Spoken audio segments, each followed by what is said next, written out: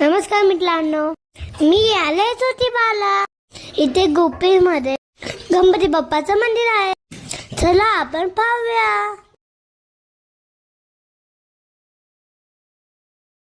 आतमध्ये खूप मस्त वाटत होतं. आतमध्ये ते बाप्पाच्या पादुका होत्या. बाजूलाच महादेवांचे शिवलिंग होते. हर हर महादेव.